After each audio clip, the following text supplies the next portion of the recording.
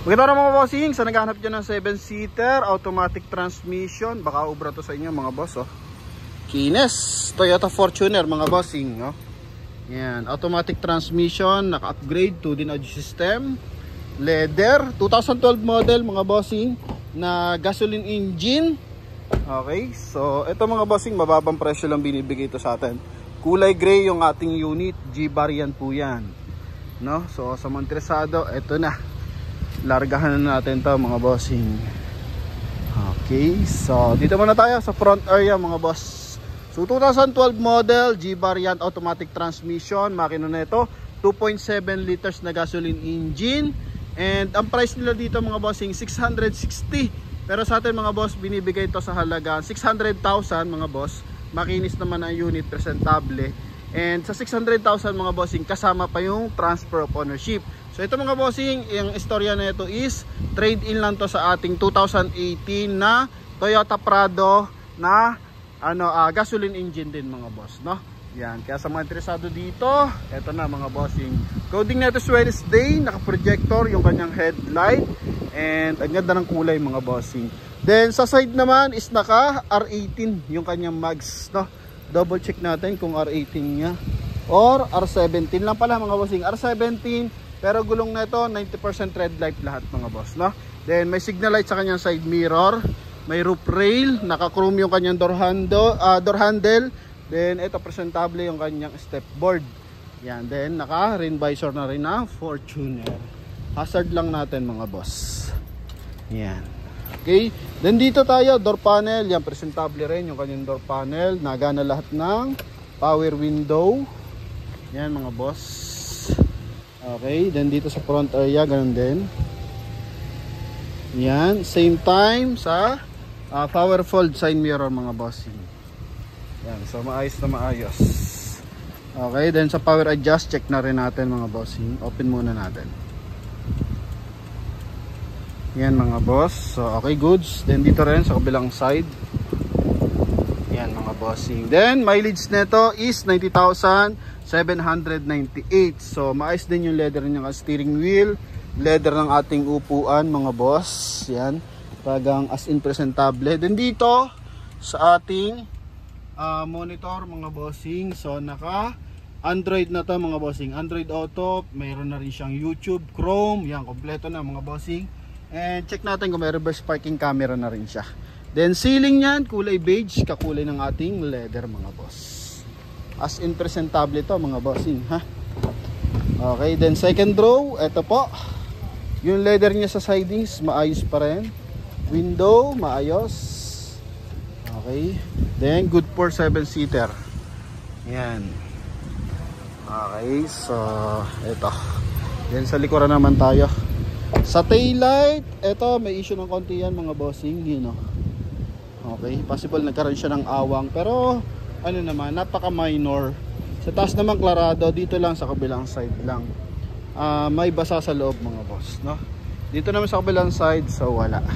Okay, possible yan dito, yung may mga leaks dito sa mga side. Then naka reverse parking camera, ha? Yan.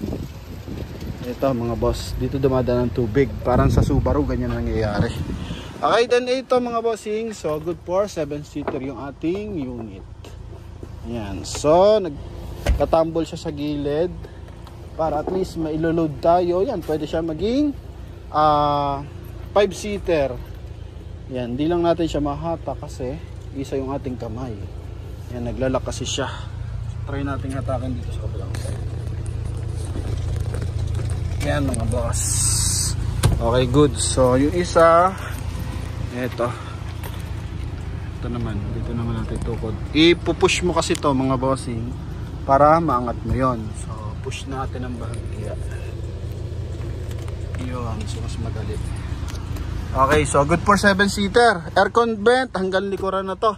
So yung mga 2005, 2008 model mga bossing, nasa sidings yung kanyang aircon ventilation, no?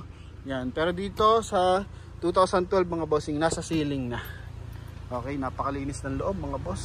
So, yan, presentable. Yun lang, mga minor scratches meron pa rin, di naman mawawala yon. May reverse parking sensor din. Aircon natin, grabe magtubig oh. Okay, sa likuran, naka Yokohama tires mga boss. Pero 90% red light pa rin mga boss. Chrome, ang mga handle. Okay, window, check natin. Okay, goods. Armrest. Yan, so detachable armrest yan. Then dito tayo sa front area. Ito. So dual airbag yan mga bossing. Dalawang available natin susi. So managanap dyan ng 7-seater. Ito available tayo. Toyota Fortuner. Ayan. So ikutan pa natin kung anong meron natin malalait. Hairlines. So meron dito sa kabilang side. Then dito. Yan, may mga konting scratches. Napaka minor lang naman mga bossing. Ayan. So ito mga boss, check naman natin yung kanyang engine bay. Ito lang yung kupas sa kanya. Ito lang mga boss, no? Pero ito malinaw. Ito lang ibabaw lang. Ayan. Then check natin yung kanyang engine bay mga bossing. Busina, maganda busina na ito eh. Yan sana. Yan mga boss oh. Okay. Mataas lang yung position pero naka-bush ang busina na ito mga boss. Ito naman yung kanyang engine bay. So makina na ito napakatahimik kasi nga 2.7 liters to, no? 2.7 liters na gasoline engine. So naka-timing chain na to mga boss. Yan. Pakasariwa ng ating unit mga boss. Naka Motolite Gold pa yan. Okay, then syempre check natin dito. Ano? Walang usok, walang katalsik-talsik mga bossing. Sa mga interesado mga boss, pwede na kayo tumawag sa ating contact number na nasa screen. So walang bahid ng bangga, baha yung ating mga panel mga bossing, tsaka yung ating mga sidings. So sa mga interesado, tawag lang agad sa ating contact number na nasa screen. Connected po yun ng Viber and WhatsApp mga boss. Yan. So eto na mga bossing, final viewing para sa ating Toyota Fortuner. Okay. Dito lagay ng bottled water, ano yan mga bossing, kumaga tumbler holder. Then dito aircon vent sa likuran. Aircon vent sa likod, meron din. Then syempre sa front area. Yan. Alright, so yan mga bossing, sa mga interesado, pwede na kayo tumawag mga boss. Ano po? Yun lang ang natin doon, gas-gas ng bahagya. Sa aircon mga boss, panalo yan oh, lamig. Din dito rin oh. Yan, so dyan natin makikilatis yung lamig ng aircon mga boss.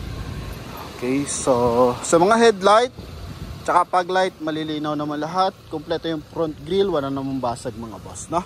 So sa mga interesado, tawag lang mga bossing. Thank you very much, God bless, bye bye.